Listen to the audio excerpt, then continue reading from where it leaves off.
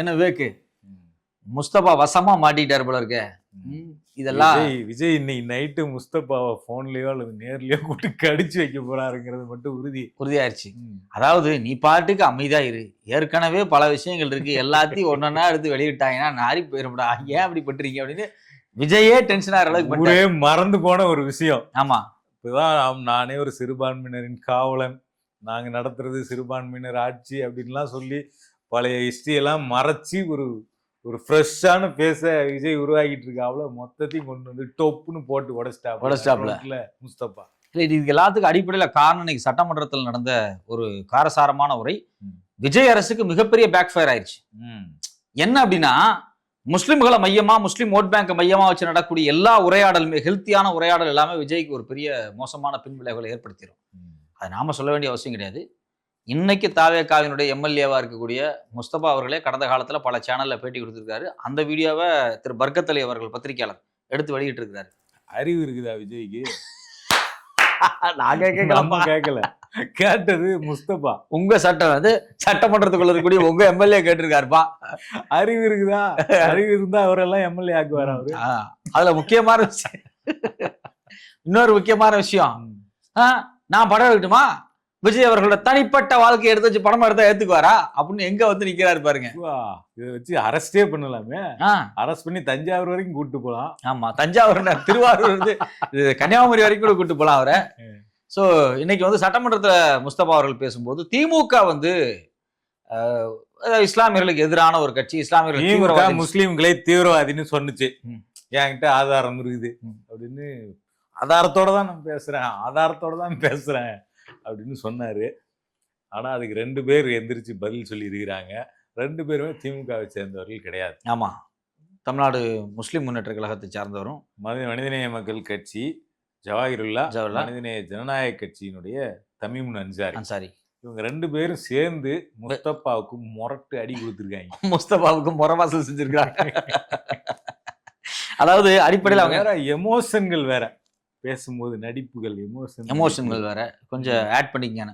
அடிப்படையில முஸ்லிம்கள் விவகாரத்தில் பாஜக எப்பெல்லாம் யூனிஃபார்ம் சிவில் கோடை பத்தி பேசுதோ, எப்பெல்லாம் வகுப்பு சட்டங்களை பத்தி பேசுதோ, எப்பெல்லாம் பாபர் மசூதி பத்தி பேசுதோ, அப்பெல்லாம் கடுமையான எதிர்ப்பு திமுக தரப்புல இருந்து வந்திருக்கு.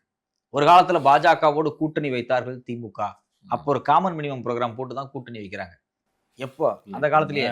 அதுக்கு முன்னாடி போறதுக்கு முன்னாடி விஜயினுடைய ஹிஸ்டரியை சொல்லிட்டு போறது ரொம்ப பொருத்தமாக இருக்கும். You are correct. ஏன்னா இல்ல, முஸ்தபா சொன்னதிலிருந்தே போயிடுவோம். இன்னைக்கு ஜோசப் விஜய் அப்படின்னு சொல்லக்கூடிய நமது முதலமைச்சர் விஜய் அவர்கள் படத்தில் நடிக்கும் போது விஜயாக இருந்தார். அப்ப அவர் விஜயாக இருந்தப்ப அவர் என்னென்ன மாதிரி படம்லாம் எடுத்தார், அதுக்கு முஸ்லீம் சமூகம் என்ன மாதிரியான ரியாக்ஷன்லாம் காட்டுச்சு, இதை சொல்லணும் இல்லையா? முஸ்தபா என்ன ரியாக்ஷன் காட்டினாரு? முதல்ல வந்து துப்பாக்கி படத்தில் ஆரம்பித்தது பஞ்சாயத்து. ஆமா, துப்பாக்கி அப்படிங்கிற அந்த படம் வந்து கமர்ஷியலா பயங்கர சக்சஸ்ஃபுல்லான படம். ஹிந்தி வரைக்கும் அது ரீமேக் ஆகி பயங்கர சக்சஸ்ஃபுல்லா ஓடின படம். அது கமர்ஷியலா ரொம்ப விறுவிறுப்பா நகரக்கூடிய படம். ஆனா இன்னைக்கு வந்து நம்ம எந்தெந்த படத்தை எல்லாம் வந்து மத வெறுப்பு படங்கள் அப்படின்னு மோசமான லிஸ்ட் வச்சிருக்கோம் இல்லைங்களா? காஷ்மீர் ஃபைல்ஸு, கேரளா ஸ்டோரி, இந்த மாதிரி படங்கள்லாம் இருக்குல்ல, இதுக்கெல்லாம் முன்னோடி எதுனா விஜயினுடைய துப்பாக்கி. ஆமா, முஸ்லீம்களை வந்து வழக்கமாக நம்ம அர்ஜுன் படம், பழைய விஜயகாந்த் படத்திலலாம் முஸ்லீம்களை தீவிரவாதியை காட்டி பார்த்துருக்குறோம். ஆமா, அதெல்லாம் வந்து அவங்க தீவிரவாதியாகவே தனியாக குழுவில் இருப்பாங்க.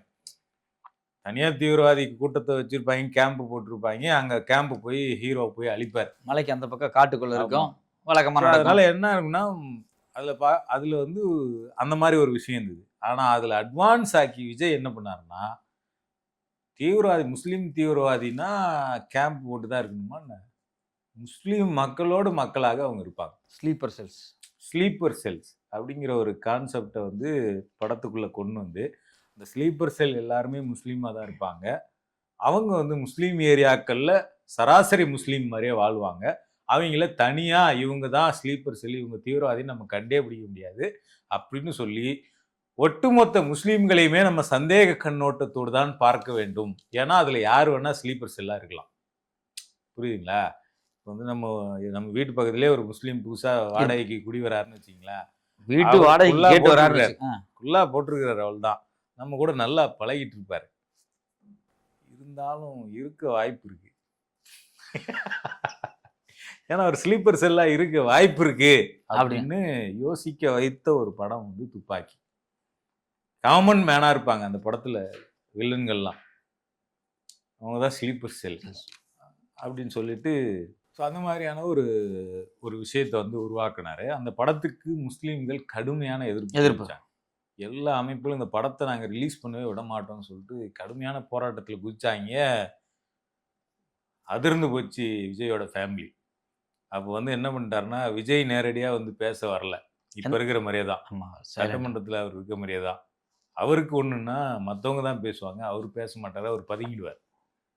அப்ப அவருக்கு பதிலா அவங்க அப்பா இயக்குனர் ஏஆர் முருகதாஸ், ப்ரொடியூசர்ஸ், இவங்க உட்காந்துக்கிட்டு முஸ்லீம் அமைப்புகளோட பேச்சுவார்த்தை நடத்துறாங்க. நடிச்சது அவர் வரமாட்டார்.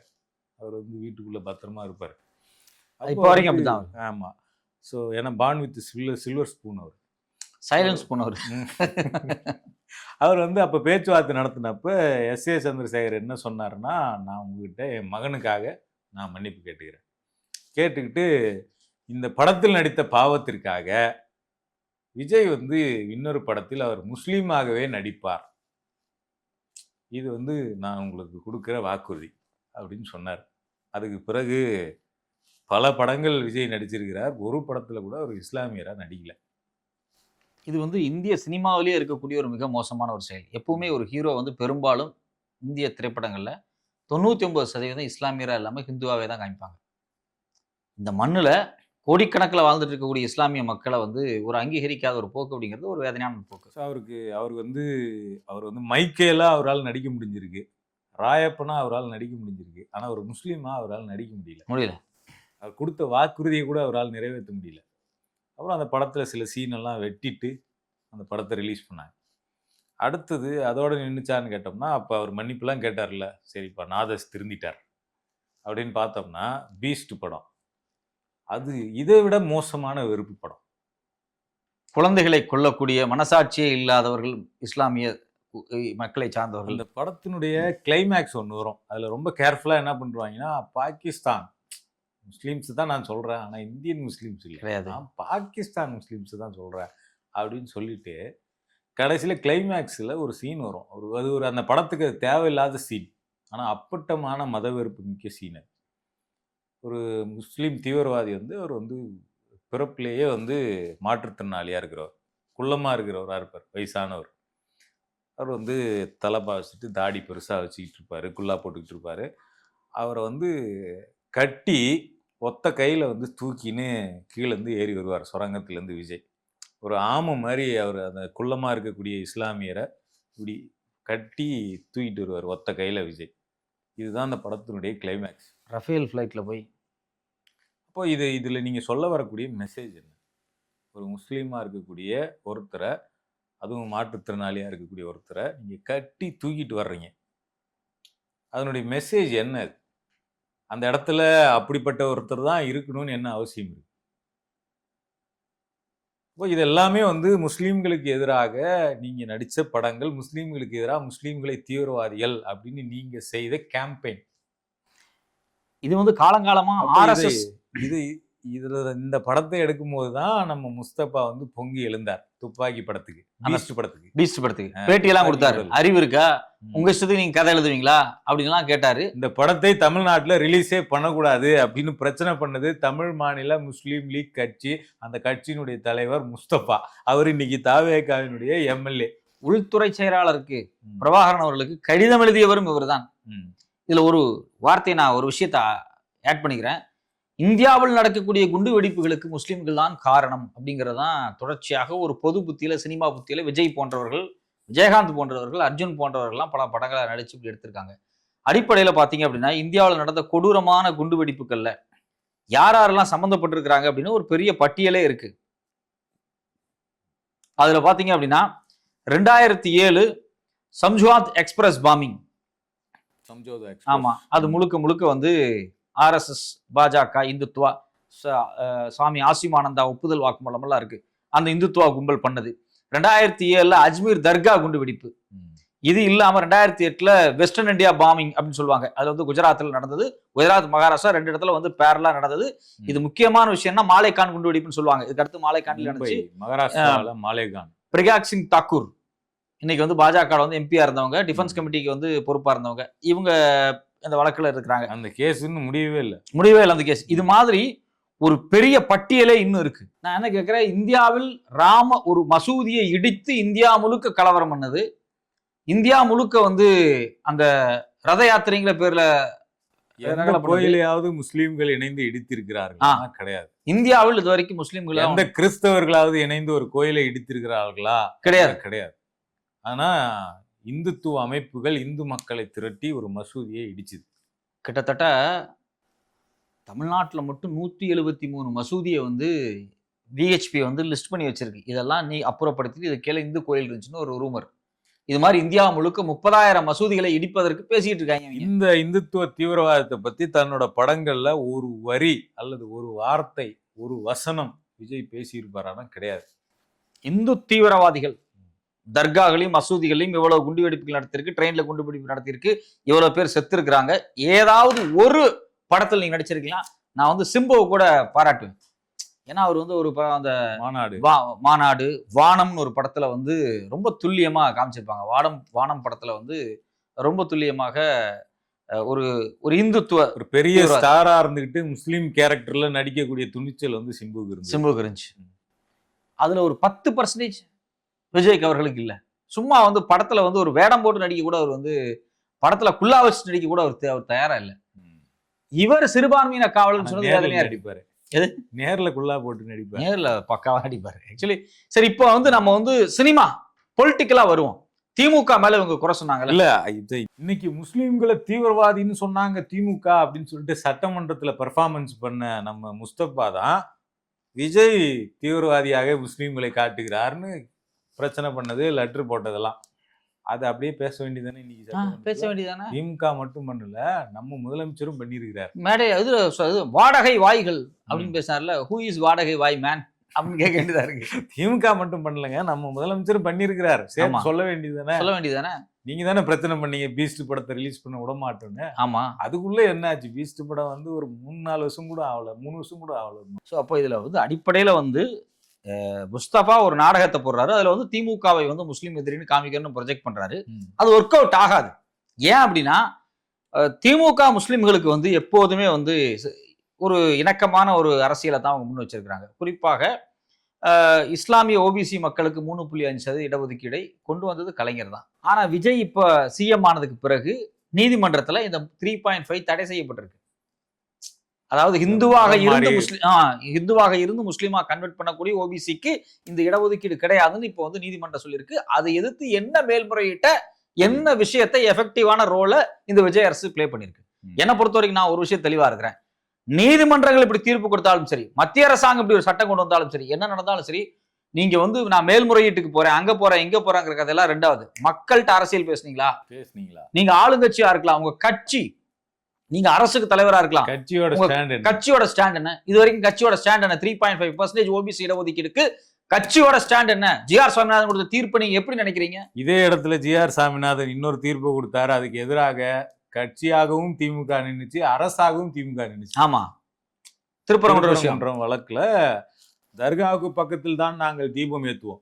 ஏற்கனவே 100-200 வருஷமா ஒரு இடத்துல ஏத்தப்பட்டுக்கிட்டு இருக்கு, அங்கெல்லாம் ஏத்த முடியாது, எங்களுக்கு தர்காவுக்கு பக்கத்துல தான் ஏத்தணும் அப்படின்னு அடம் பிடித்தது இந்து முன்னணி கும்பல். அதை கோர்ட்டுக்கு போயிட்டு தீர்ப்பாக வாங்கினாங்க. தீர்ப்பாக வாங்கினாலும் நீதிமன்றமே சொன்னாலும் எது சரியோ அதைத்தான் செய்வோம், எது மத நல்லிணக்கத்துக்கு ஊறு விளைவிக்காதோ அதைத்தான் நாங்கள் செய்வோம், நாங்கள் we will face the consequences அப்படின்னு சொல்லி உயர் நீதிமன்றம் உத்தரவு பெற்றதுக்கு பின்னாடியும் நாங்கள் அதை ஏற்ற முடியாது, நாங்கள் வழக்கமாக எங்கே ஏற்றுவோமோ அங்கதான் ஏற்றுவோம்னு உறுதியாக நின்றுச்சு திமுக அரசு. அது மட்டும் இல்லை, அவர் என்ன பண்ணாருன்னா 6 மணிக்குள்ள தீபம் ஏற்றலைன்னா நான் வந்து கண்டெம்ட் ஆஃப் கோர்ட் நடவடிக்கை எடுப்பேன், கலெக்டர் போலீஸ் எல்லார் மேலேயும் எடுப்பேன் அப்படின்னு சொல்லி 6 மணிக்கு ஏற்ற வேண்டிய தீபத்துக்கு 5 மணிக்கே ஒரு கண்டெம்ட் ஆரம்பிச்சிட்டார். 6 மணிக்கு தான் தெரியும் ஏற்ற போறாங்களா இல்லையான்னு. 5 மணிக்கே ஒரு கண்டெம்ட் ஆரம்பிச்சிட்டார். கண்டெம்ட் ஆரம்பிச்சுட்டு இன்னைக்கு ஏற்றலைன்னா நாளைக்கு கண்டிப்பாக ஏற்றணும், நாளைக்கு நீங்க ஏத்த மாட்டேன்னு சொன்னீங்கன்னா நான் வந்து சிஆர்பிஎஃப் அனுப்பிச்சு வைப்பேன் அப்படின்னு சொன்னார். சிஆர்பிஎஃப்ல ராணுவமே வந்தாலும் ஏத்த முடியாது. இந்திய வரலாற்றிலேயே முதல் முறையாக. ஏன்னா ரொம்ப இங்க முக்கியம். நாங்க 144 போட்டிருக்கோம், எங்களுக்கு மத நல்லிணக்கம் முக்கியம், ஏத்த முடியாது அப்படின்னு வந்து ஒரு ஒரு மிக உறுதியான ஒரு ஸ்டேட்மெண்ட். இது வந்து உண்மையிலேயே வந்து இந்து வெறியர், இந்துக்களுக்கு எதிரானது திமுக அப்படின்னு ஒரு தீவிர கேம்பெயினை இந்து முன்னணியும் பாஜக ஆர்எஸ்எஸ் எல்லாரும் சேர்ந்து பண்ணாங்க. ஒரு திரைப்படம், இந்த சம்பவத்தை ஒரு திரைப்படம் எடுத்தாக ஸ்டாலின் வந்து ஒரு மாஸ் ஹீரோவா தெரிவார். அதாவது பாபர் மசூதிக்குள்ள ராமர் சிலையை திருட்டுத்தனமா கொண்டு வச்சது இந்த இந்துத்துவ கும்பல் தான். அதை வழிபட விடக்கூடாது அப்படிங்கிறது காலங்காலமாக இருந்தது. ஆனா இந்துக்களுடைய ஓட்டை பெறுவதற்காகவே ராஜீவ்காந்தி என்ன பண்ணார் அப்படின்னா, அதை வழிபடக்கூடிய உரிமையை கொடுத்தார். வழிபடுறன்னு போனவன் தான் மசூதி இடிச்சவன். ராஜீவ்காந்திக்கு இல்லாத தைரியம் ஸ்டாலினுக்கு இருந்துச்சு. இது வரலாற்று பதிவு. ஏன்னா இன்னைக்கு இவங்களை உள்ள விட்டோம்னா நாளைக்கு அங்க இருக்க தர்கா வெடிப்பாங்க. நான் ஆட்சியில இருக்க வரைக்கும் நீங்க தர்காவை தொட முடியாது அப்படின்னு. இது ஒரு உண்மையிலே ஒரு நீ என்ன இந்துக்களுக்கு எதிரின்னு சொல்லிக்கோ, அல்லது என்ன வேணா சொல்லிக்கோ, இந்துக்களின் பண்பாட்டை அழிக்கிறவன் சொல்லிக்கோ, என்ன வேணா சொல்லிக்கோ, நான் ஆட்சியில் இருக்க வரை தர்காவை இடிக்க விட மாட்டேன்னு சிறுபான்மையினரின் பக்கம் உறுதியாக நின்றது திமுக அரசு. இன்னைக்கு அதே சாமிநாதன் இன்னொரு உத்தரவு கொடுத்தார். பக்ரீத் அன்னைக்கு குர்பானி கொடுக்க கூடாது, மாடு வெட்டக்கூடாது, மாடு வெட்டக்கூடாது, பொது இடங்கள்ல மாடு வெட்டக்கூடாதுன்னு கொடுத்த உத்தரவை இவங்க என்ன பண்ணாங்கன்னா, எந்த அனிமலுமே வெட்டக்கூடாது அப்படின்னு. ஐயா நாங்க அதை ஃபாலோ பண்றோம் ஐயா. நாங்க ரொம்ப ஸ்ட்ரிக்டா நீங்க கொடுத்த ஆர்டரை ஃபாலோ பண்ணிட்டோம், எந்த இடத்துலயுமே நாங்க மாடை வெட்ட விடல அப்படின்னு ரிப்போர்ட் சப்மிட் பண்ணது விஜயினுடைய அரசு ஹைகோர்ட்ல. யார் இஸ்லாமியருக்கு எதிரி? யார் இஸ்லாமியருக்கு துரோகம் செஞ்சா? இந்த ஆட்சி அதிகாரம் வந்ததுல இருந்து எஃப்சிஆர்ஏ சட்டம் வருது, பாஜக கொண்டு வருது. இஸ்லாமிய கிறிஸ்தவ அமைப்புகளுடைய அனைத்து சொத்துக்களையும் அனைத்து நிதி ஆதாரங்களையும் அழிக்கிற மாதிரியான வேலையை பண்ணுது. வாய மூடிட்டு அமைதியான உட்காந்துருக்காங்க. நீங்க சட்டமன்றத்தில் தீர்மானம் வந்துட்டு வந்து கதை பேசாதீங்க. கட்சியா நீங்க என்ன பண்ணீங்க? வாயை திறக்கல இல்ல. ஸோ அப்போ இஸ்லாமியர்களுக்கு காலங்காலமாக திமுக உறுதுணையான் இருக்கு. இஸ்லாமியருடைய வாழ்க்கையில அதனாலதான் வந்து இன்னைக்கு முஸ்தபா பேசின உடனே அதுக்கு பதில் கொள்ள கொடுக்க வேண்டிய இடத்துல உதயநிதியோ தங்கம் தென்னரசோ மற்றவங்களோ இல்லை. எந்திரிச்சு 2 இஸ்லாமிய கட்சிகளின் பிரதிநிதிகள் பேசுறாங்க, நீ பேசுனது தப்பு முஸ்தபாவை நோக்கி. உண்மைதான். யாரும் அந்த இடத்துல சைகை காட்டி நீங்க பேசுங்கன்னு சொல்லல. தமிழ் சரியா யாராவது சொன்னாங்களா? திமுக கொறடா எந்திரிச்சு போய் சொல்லிட்டு வந்தாரா நீங்க பேசுங்க? கொந்தளிச்சிட்டாரு தமிழ் சார். இல்ல யார் நீ முதல்ல? நீ ஜவாஹிருல்லா கிட்ட போய் யாராவது சொல்லிட்டு வந்தாங்களா நீங்க பேசுங்க? நீ யாருப்பா முதல்ல? முஸ்லிம்கள் நீ என்ன ரெப்ரசன்டேஷன் கேக்குறது? இந்த மண்ணில 40 வருஷமா நான் முஸ்லிம்களுக்காக போராடிட்டு இருக்கிறேன். நேத்து வந்துட்டு முந்தானேத்து ஒரு கட்சி, அதுக்கு அடுத்த நாள் ஒரு கட்சியில் இருந்துட்டு நேத்து வந்து உட்கார்ந்து நீ என்ன பேசுறன்னு எஞ்சி கொந்தளிச்சிட்டாரு அவரு. இல்ல அவரு தமிழ் மாநில முஸ்லீம் லீக் கட்சின்னு ஒரு கட்சி வச்சிருக்கிறாரு முஸ்தபா. அவரே அந்த கட்சியாகவே அங்கீகரிக்காதவர் விஜய். அவர் வந்து தாவேகா கிடையாது, தாவேகாவோட கூட்டணி வச்சார். அவர் வந்து தாவேகா கூட்டணியில வேட்பாளர் அவர். அப்ப விஜய் வந்து வேட்பாளர்களை அறிவிக்கிறார். அறிவிக்கும் போது இவர் தமிழ் மாநில முஸ்லீம் லீக் கட்சியினுடைய தலைவர் முஸ்தபா மதுரை மத்திய தொகுதியினுடைய வேட்பாளர்னு சொல்லல, கழக மாவட்ட நிர்வாகி. அவ்வளவுதான். நீ என்ன கூட்டணி சொல்றது? உன்ன ஒரு கட்சியாவே நான் மதிக்கல. ஆமா, மொத்தமே ஆட்டோல தான் வர்றீங்க 3 பேரு. உனக்கு நான் உன்ன தாவேகா மெம்பர், நீ அவ்வளவுதான், அதுக்கு மேல உனக்கு ஒன்றும் கிடையாதுங்கிறது தான் விஜயனுடைய ஸ்டாண்ட். இதே மாதிரி இன்னொரு முஸ்லீம் கட்சி இருக்கு, தமிழக மக்கள் ஜனநாயக கழகம். முஸ்லீம் கட்சின்னு சொல்ல முடியாது, பட் இஸ்லாமியர்களை பேஸா வச்சு, இஸ்லாமிய உரிமைகளை அடிப்படையாக வச்சு போராடக்கூடிய ஒரு அமைப்பு. அதனுடைய தலைவர் KM ஷெரீப், புதுக்கோட்டையில அவர் வேட்பாளர். அவர் பேரை சொல்லும் போது அப்படிதான், நாங்க தமிழக மக்கள் ஜனநாயக கழகத்தோட கூட்டணிலாம் சொல்லல, கழக புதுக்கோட்டை நிர்வாகி. அவ்வளவுதான். உங்களை ஒரு கட்சியாகவே இஸ்லாமியர்களை மதிக்காம நீ என் கட்சி உறுப்பினர், அவ்வளவுதான், அதுக்கு மேல உனக்கு தனி கட்சியால உன்னை மதிக்க முடியாதுன்னு அங்கீகரிக்கவே செய்யாதவர் தான் விஜய். ஆனா இந்த பக்கம் இஸ்லாமியர்கள் பெரும்பான்மையா இருக்கக்கூடிய எல்லா கட்சிகளும் முதல் முறையாக ஒரே அணியில் நின்னாங்க திமுக கூட. மனிதநேய மக்கள் கட்சி, SDPI கட்சி, இந்திய யூனியன் முஸ்லீம் லீக், மனிதநேய ஜனநாயக கட்சி, இந்த 4 கட்சிகளும் ஒரே அணியில இதுவரைக்கும் நின்னதே கிடையாது. முதல் முறையாக திமுகவோடு சேர்ந்து எல்லாரும் ஒரே அணியில் நின்னாங்க. காரணம், சிறுபான்மையினரின் பாதுகாப்புக்கு நம்பிக்கைக்குரியதாக இருக்கும் ஒரே கட்சி திமுக தான் அப்படிங்கிற ஒரே அடிப்படை தான் அதுக்கு காரணம். இல்லைன்னா 4 பேரும் ஒரே இடத்துல இணைய வேண்டிய அவசியமே இல்லை. ஏன்னா 4 பேருமே அவங்களுக்குள்ள கருத்து முரண்பாடு கொண்டவங்க. ஒரே குடைக்குள்ள நின்னது திமுக கூட்டணியில். இதெல்லாம் நடந்ததை வந்து இவங்களால சகிச்சுக்க முடியல. நான் இங்க சிறுபான்மையினர் பாதுகாவலன்னு சொல்லிட்டு இருக்கேன், நீங்க என்ன ஒரே குடையில இருக்கிறீங்க அப்படிங்கிறதுனால அதை உடைச்சு விடணும்ல அந்த குடைய. ஏற்கனவே யூனியன் முஸ்லீம் லீக்கு ஆமா. ஒரு அமைச்சரை கொடுத்து வர வச்சாச்சு. அப்ப எஸ்டிபிஐ மனிதநேய கட்சி, மனிதநேய ஜனநாயக கட்சி தான் இருக்கு. இவங்கெல்லாம் எப்படி அது உள்ள இருக்கலாம்? அப்ப முஸ்லீம் மக்கள் மத்தியில திமுக மத்திய ஒரு வெறுப்பு புணர்வை கிரியேட் பண்ணாக்கா அவங்களா பயந்துகிட்டு வெளில வந்துருவாங்க. ஓட்டு வராது. ரொம்ப முஸ்லீம் பசங்களாம் நமக்கு எதிரா திமுகவுக்கு எதிரா இருக்காங்க, நம்ம போய் திமுக கூட இருந்தோம்னா நமக்கு இருக்கிற ஆதரவும் போயிடும், அதனால கொஞ்சம் நம்ம டிஸ்டன்ஸை மெயின்டைன் பண்ணிக்குவோம்னு சொல்லிட்டு ஒரு இதை கிரியேட் பண்ணுவாங்கல்ல. அப்போ அந்த குடையை உடைச்சு விட்டுறணும், நனையட்டும் எல்லாரும் மழையில அப்படிங்கிற ஒரே நீயும் செய்ய நோக்கம் மாட்ட, தான். ஒருத்தர் செய்யறான் அப்படின்னா அவனையும் காலி பண்ணி விடுறத வேலையை பார்த்துருக்காங்க. ம். இப்போ இன்னைக்கு சட்டமன்றத்தில் பேசும்போது கூட ரொம்ப தெளிவாக என்ன சொல்றாங்க அப்படின்னா, கடந்த ஆட்சியில 21 இஸ்லாமிய கைதிகள் ரொம்ப நாளா சிறையில் இருக்கக்கூடியவங்களை விடுதலை பண்ணியிருக்கிறாங்க. ம். அது இல்லாம ரொம்ப நாளா சிறையில் இருக்கக்கூடிய இஸ்லாமிய கைதிகளை விடுவிக்க முடியாத சில இஸ்லாமிய கைதிகளுக்கு விடுப்புகள் வந்து கொடுக்கப்பட்டிருக்கிறாங்க. அவங்க வாழ்க்கையில வந்து பல மாற்றங்கள் நடந்திருக்கு அப்படின்னு சொல்லி வெளிப்படையாக வந்து சட்டமன்றத்தில் பேசுனாங்க. அது வகுப்பு திருத்த சட்டங்களா இருக்கட்டும், சிஐஏவா இருக்கட்டும், எல்லாத்துக்குமே கடுமையான எதிர்ப்பை திமுக பதிவு பண்ணியிருக்கு, போராடி இருக்கு, களத்துல நின்றுருக்கு அப்படிங்கிறத வந்து நீங்க பதிவு பண்ணியிருக்காங்க. ஸோ இப்போ இவ்வளவு விஷயத்தை பண்ணிருக்கு. நான் என்ன கேட்கிறேன், விஜய் அவர்களே, இப்போ நீங்க வந்து கட்சி ஆரம்பிச்சதுக்கு பிறகு தான் வகுப்பு சட்டத்தை வந்து தீவிரமா கொண்டு வந்தாங்க. நான் என்ன கேட்கிறேன், விஜய் அவர்களை, நீங்க பேருக்கு 2 விஷயம் செய்றீங்க. இப்போ கூட நீங்க வந்து நான் சட்டமன்றத்தில் தீர்மானம் கொண்டு வரலாம் சொல்றீங்க. கட்சியாக உங்க கட்சியை அரசியல் மயப்படுத்தினீங்களா? இஸ்லாமியர்களுக்கு எதிராக இந்த இந்துத்துவா கும்பல் செயல்படுது. நீங்க ரோட்டுக்கு வந்து நின்னீங்களா? ரோட்டுக்கு வந்து வகுப்பு சட்டம் எப்படி இஸ்லாமிய மக்களை காவு கொடுக்கிறது? இது எப்படி உங்க கட்சிக்காரங்களுக்கு இப்போ திமுக கேரட்ஸ் போய் கேட்டு பாருங்க. அவங்க சிஏ சட்டம் எப்படி இஸ்லாமியரை பாதிக்கும் தெரியும், வகுப்பு எப்படி பாதிக்கும் தெரியும், எஃப்ஆர்சிஐ எப்படி பாதிக்கும் தெரியும். நீங்க 3.5% இடஒதுக்கீடை கட் பண்ணா முஸ்லீம் மக்கள் எப்படி பாதிக்கப்படுவாங்கன்னு தெரியும். அதுக்காக அந்த கட்சியில கட்சி தொண்டன் வரைக்கும் கொந்தளிப்பான். அவன் இந்துவா இருப்பான், கிறிஸ்தவனா இருப்பான், ஒரு பௌத்த மதத்தை கூட ஃபாலோ பண்ணுவான். ஆனா இஸ்லாமிய மக்களுக்காக முன்னாடி வந்திருப்பான். இதுதான் சமூக அமைப்பாக அரசியலை மாற்றுவது. உங்க கட்சியை நீங்க இது வரைக்கும் ஏதாவது ஒரு நிலைப்பாடு எடுத்து உங்க கேரட்ஸை, இவ்வளவு பேர் இளைஞர்கள் இருக்காங்க இல்லையா, இந்த கேரட்ஸை என்னைக்காவது இஸ்லாமிய மக்களுடைய அரசியல் கோரிக்கைகளுக்காக உறுதியா நிக்க வச்சிருக்கிறீங்களா அப்படின்னா கிடையாது. நாம ஒரு ஸ்டேட்மெண்ட் கொடுத்துட்டோம், நாம வந்து ஏதோ ஒன்று பண்ணிட்டோம். இது எப்படின்னா, இது ஒரு ரொம்ப மலுப்பலான ஒரு அரசியல். எப்பவுமே ஒரு அரசியல் அப்படிங்கிறது எப்ப நிற்கும் அப்படின்னா, ஒரு கோரிக்கையை மக்கள் மயப்படுத்துறது, தன் கட்சி கேரட்ஸை கொண்டு போய் நிறுத்துறது. அந்த ஏதாவது வரைக்கும் செஞ்சிருக்கா தாவேக்கான? ஒண்ணுமே கிடையாது. ஒண்ணும் கிடையாது. அப்ப இஸ்லாமிய மக்களுக்கு, கிறிஸ்தவ மக்களுக்கு பாஜக செய்யக்கூடிய அனைத்து அநீதிகளுக்கும் ஒத்துவதிக்கிட்டு இருக்கக்கூடிய இந்த தாவேக அரசு வந்து திமுக போய் நீங்க வந்து இஸ்லாமிய தீவிரவாதம் சொல்லிச்சு அப்படிங்கிறீங்க. நான் என்ன கேட்கிறேன், நீங்க திமுக செஞ்சதை விட இஸ்லாமிய மக்களுக்கு நிறைய செய்யுங்க, அதுக்கப்புறம் அந்த கிரெடிட் எடுத்துங்க. நாங்க வந்து அவ்வளவு செஞ்சோம், கிரெடிட் எடுத்துங்க. ஏன் வேண்டாம்னு சொல்ல போறோம்? எடுத்துங்க. இன்னும் திமுக அப்படிங்கிறது மட்டும்தான் இஸ்லாமிய ரெப்ரசன்டேட்டிவோ, இல்ல இஸ்லாமிய ரெப்ரசன்டேட்டிவ் எல்லாம் திமுகவோட தான் இருக்கணும்னு அவசியம் கிடையாது. நீங்க செய்யுங்க, அந்த அந்த நலப்பெற நீங்க எடுத்துங்க. ஆட்டோமேட்டிக்கா நீங்க உங்களுக்கு வந்துரும், அது நீங்க எடுத்துக்கணும்னு அவசியம் ஆமா, இல்லை. நீங்க செஞ்சா உங்களுக்கு வரும். ஆனா செய்யற மாதிரி நாடகம் போட்டு ஏமாத்துறீங்கல்ல, அத அந்த பசங்க நம்புறாங்க அப்படிங்கறதா வேதனையா இருக்கு. நாடகம் கூட போடுறது இல்ல, எதிரில இருக்கிறவங்கள விரோதின்னு சொல்லிடுறது. ஆமா, அதுதான் இன்னைக்கு நடந்திருக்கு. சோ இதுல இன்னொரு முக்கியமான விஷயம்னா, இப்படி இவங்க சொல்றதுனாலதான் உண்மையிலேயே திமுக என்ன செஞ்சுச்சு அப்படின்னு எல்லாரும் பேச வேண்டிய சூழல் ஏற்பட்டிருக்கு. ஆக்சுவலா என்னன்னா, திமுக என்ன செஞ்சதுங்கிற பேச வேண்டிய சூழல் ஏற்பட்டது கூட விஜய்க்கு பெரிய நெகட்டிவ் கிடையாது.